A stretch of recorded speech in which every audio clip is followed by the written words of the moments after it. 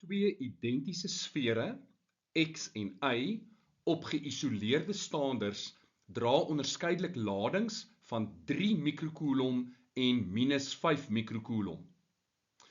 Die sfere word met mekaar in kontak gebring en weer op hulle oorspronklike posisies geplaas.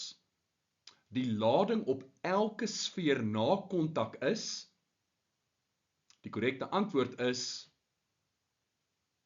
minus 1 mikrokoulom. Ek begin sommer deur net vinnig weer te kyk na hierdie belangrike simbole, milli, mikro, nano, pico. 10 tot die mag minus 3, 10 tot die mag minus 6, 10 tot die mag minus 9 en 10 tot die mag minus 12. Hierdie is belangrik vanaf graad 10 tot in matriek. In hierdie vraag begin ons met twee identiese sfere. Een is positief gelaai met 'n lading van 3 mikrokoulom en die ander een is negatief gelaai met 'n lading van minus 5 mikrokoulom.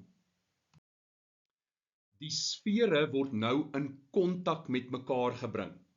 Nou wat gaan die netto lading van die stelsel wees? Wel, voor of na die kontak, onthou die netto lading bly konstant. Hoe kry ons die netto lading? Wel, ons tel hierdie twee ladings bymekaar.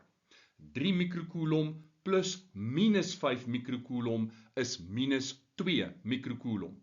Maar nou gaan ons hierdie twee sfere van mekaar skei, so ons moet hierdie netto lading van die sisteem deel deur 2, aangesien daar twee identiese sfere is.